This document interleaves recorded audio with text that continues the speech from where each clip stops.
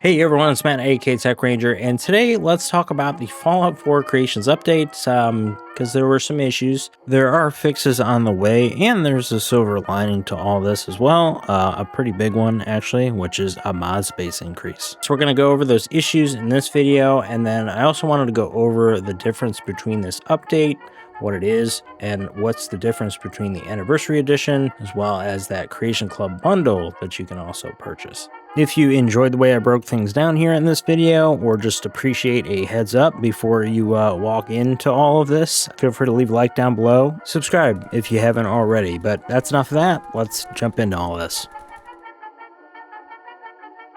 So to start off, Creations is the mod system now in game. So everything is Creations, free mods, paid mods. The Creation Club that was there, which was the original paid mod system in Fallout 4, that got moved into Creations. So with that, we have a new user interface that we use to actually download mods. It's the same one if you're familiar with modding in Starfield or Skyrim in the past year or so. This update to the game is separate from what we're going to talk about next, which is the Anniversary Edition, as well as the Creation Club bundle. The Anniversary Edition includes the game, all of the DLC, and all of the Creation Club content that was in the game. This would be something to look at buying if you don't own Fallout 4 at all and wanted to get all of the things. Buying the Anniversary Edition upgrade would only be if you own the base game of Fallout 4. But if you already have all of the things and you're just missing the Creation Club stuff, you can buy a separate bundle for that, and that is the Creation Club bundle. If you have the Game of the Year edition like I do, that included the game and all of the DLCs, so all that's missing is that Creation Club stuff.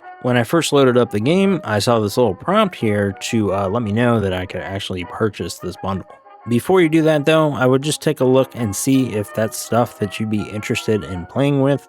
You can actually look at everything included here in the Creations menu. There's actually a Creation Club tab that you can go to, view all, and then look through everything. And I would say if you don't like more than half that stuff, I'd probably just hold off for right now. There are some pretty cool quests and weapons that you can get, some of which are some classics, but there's also a lot of free mods in the game right now that you can get a lot of this stuff. So it's up to you whether you want to do this or not. I'll link the article as well, outlining all of the Creation Club stuff and this graph. As we'll get into, it might be a good idea to wait a little bit before you jump on any of this. If you don't get anything new, because Fallout 4 is still the same game, you can pick up the Tale of the Beast Hunter creation for free. That, I believe, is coming to PlayStation at a later date. But hopefully that clears up any confusion about the different versions of the game. With that out of the way now, let's talk about some of the issues with the Creations updates and the Creations menu.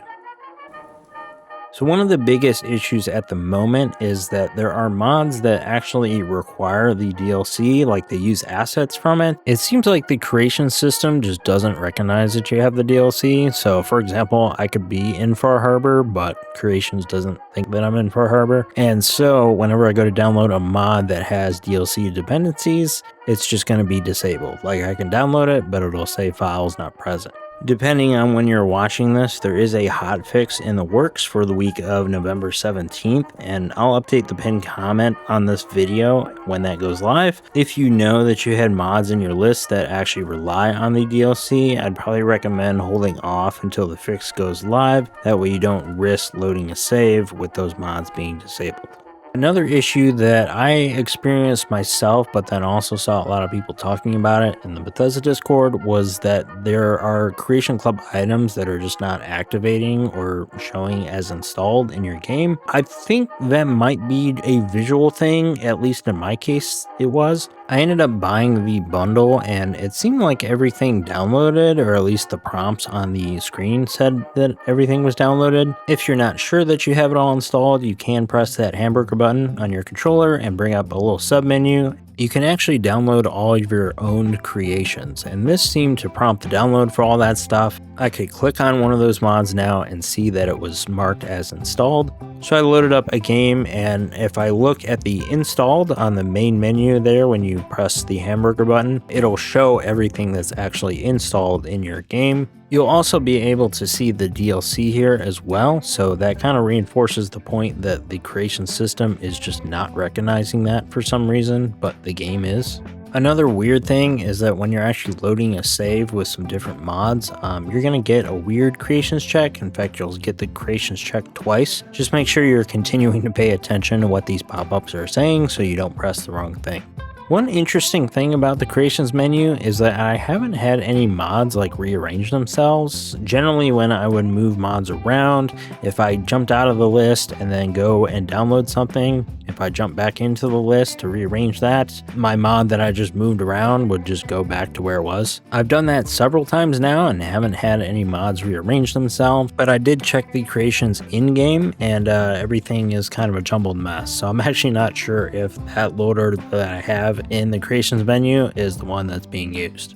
But then a lot of the thumbnails seem to be broken, and like the mod titles in my list are just showing like the ESM names instead of the actual title of the mod. Not a huge deal because I know what's what, but it seemed like at some point later in the night on the 10th, if I added any new mods, it seems like those thumbnails were working just fine and the titles came back. There are 2 more patches on the way, so maybe there's some more work that can be done on the creation system to fix some of these lingering issues, but we'll see what happens.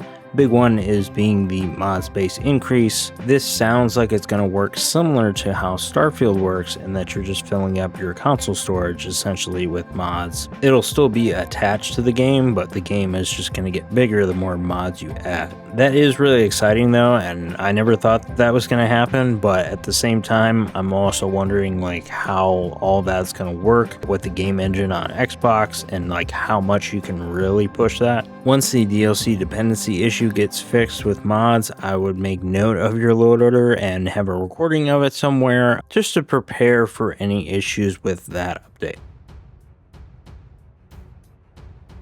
And that is going to do it for this video. Hopefully it cleared some things up, or if you're having an issue with something, hopefully it was addressed in this. Not that I was able to fix it for you, but just let you know that there's at least some fixes on the way, as well as some of the other things that I experienced, and to let you know that that mod space increase is actually coming, and we have a date, and we'll see how that goes. But that's it for me. Thank you so much for watching once again, and I will see you all in the next video. Bye.